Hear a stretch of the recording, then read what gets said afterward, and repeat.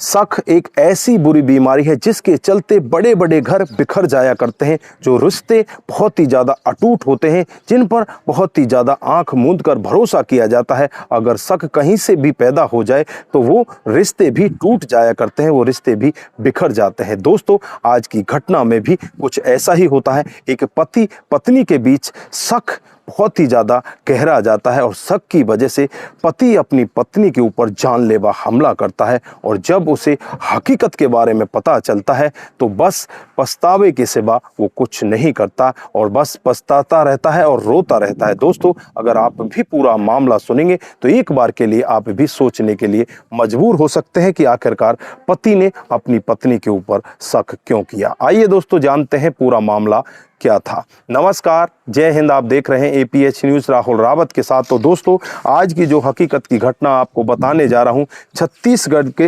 राजनंद गांव की हकीकत की घटना है। यहां पर सुषमा नाम की एक औरत, जिसकी उम्र लगभग 35 साल होती है, उनके पति का नाम रोहित, उम्र लगभग 36 से 37 साल होती है, और इनके 3 बच्चे हो जाते हैं। तीनों बच्चों में तीनों लड़के होते हैं। अब जो पत्नी होती है अपने पति से कहने लगती है कि क्यों ना एक लड़की और पैदा कर ली जाए, 3 भाइयों के बीच में एक बहन का तो होना बहुत जरूरी है। अब पति कहने लगता है कि मैं और बच्चे पैदा नहीं करना चाहता, 3 बच्चे ही काफ़ी हैं, जरूरी नहीं है कि लड़की हो, लड़की की कोई ज़रूरत नहीं है। उसके बाद पति और पत्नी के बीच में आपस में इसी बात को लेकर ठन जाती है, इसी बात को लेकर लड़ाइयाँ होने लगती है। धीरे धीरे ऐसे ही समय बीतता रहता है और पति चुपके से जाकर अपनी नसबंदी कराया आता है, और उसे लगने लगता है कि जब मेरी नसबंदी हो जाएगी तो बच्चा पैदा होगा ही नहीं, तो फिर ये पत्नी और मेरे बीच में जो झगड़ा है वो भी समाप्त हो जाएगा। उसके बाद धीरे धीरे ऐसे ही कुछ समय बीतता है और एक दिन का वाक्य होता है जब पत्नी को रात को पेट में दर्द होने लगता है, और दर्द की वजह से वो बहुत ही ज़्यादा कराहने लगती है। पति उसे नज़दीकी हॉस्पिटल में लेकर जाता है, और वहाँ जाने के बाद जब डॉक्टर साहब उसके पेट का चेकअप करते हैं, अल्ट्रासाउंड वगैरह किया जाता है, तो अल्ट्रासाउंड से साफ पता चलता है कि इसकी पत्नी गर्भवती है। जब डॉक्टर साहब बाहर आकर पति को बताते हैं कि मुबारक हो, तुम्हारी पत्नी माँ बनने वाली है। अब पति के पैरों तले जमीन खिसक जाती है कि ऐसा कैसे हो सकता है, मैं तो अभी 2-2.5 महीना पहले ही नसबंदी करा कर आया हूँ, लेकिन मेरी पत्नी को बच्चा कैसे हो सकता है, ये हो ही नहीं सकता, ये तो गलत है। उसके बाद पति मन ही मन सोचने लगता है, लेकिन कुछ नहीं कह पाता और अपनी पत्नी को लेकर घर आ जाता है। घर आने के बाद पति पत्नी के बीच बिना किसी बात को लेकर झगड़ा होने लगता है। पति अपनी पत्नी के ऊपर शक करने लगता है कि ये किसी और गैर मर्द से मिलती है, उसके साथ इसका चाल चलन है, लेकिन वो हर तरह से तलाश करता है, कहीं से भी उसे कोई भी कोना नहीं मिलता जहां से पता चल सके कि इसकी पत्नी गैर चलन किसी गैर मर्द के साथ संबंध बनाती है। पति के दिमाग में एक शक इतनी बुरी तरह से घर कर जाता है, उसे लगता है कि ये बच्चा मेरा नहीं, किसी और का है, किसी और के साथ इसने संबंध बनाए, जिसकी वजह से ये बच्चा इसके पेट में है। अब पति के शक की वजह से पति अपनी पत्नी के साथ मार पिटाई करने लगता है।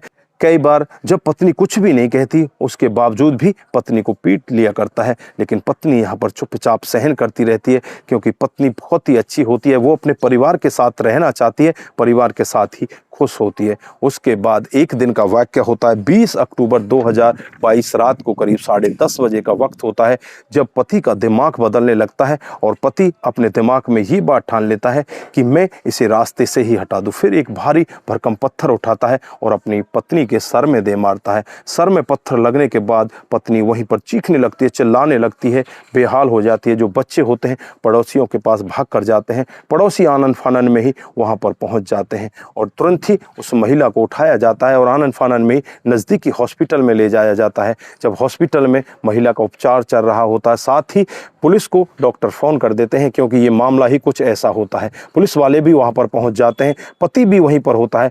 जब पत्नी से पूछा जाता है तो पत्नी यही कहती है कि ये सब मेरे पति ने किया है। फिर पति को गिरफ्तार किया जाता है। पुलिस उससे पूछताछ करती है तो पति तुरंत ही कहता है कि मेरी पत्नी बदचलन है और इसको बच्चा कैसे पैदा हो गया, जब मैं खुद नसबंदी करवा के आया हूं तो इसको बच्चा कहां से पैदा हो गया।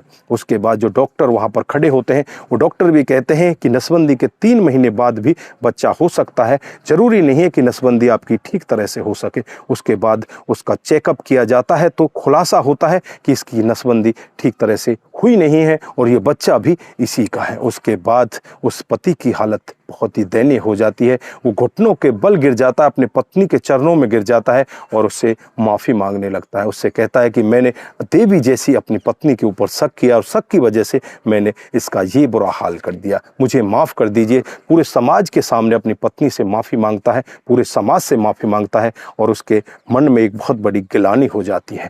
सभी लोग उसे समझाते हैं, कहते हैं कि अगर सुबह का भूला शाम को घर आ जाए तो उसे भूला नहीं कहा जाता। कोई बात नहीं, तेरे से गलती हुई है, तूने शक की वजह से ऐसा किया है, लेकिन अब तू अपनी पत्नी के साथ घर जा और अच्छे से इसके साथ रहे। उसके बाद वो अपनी पत्नी को लेकर अपने घर चला जाता है, लेकिन उसके मन के अंदर बहुत बड़ी गिलानी बैठ जाती है। तो दोस्तों, इस घटनाक्रम को सुनाने का उद्देश्य सिर्फ आपको जागरूक करना है, आपको बताना है कि शक की वजह से बहुत बड़े बड़े कांड हो जाया करते हैं।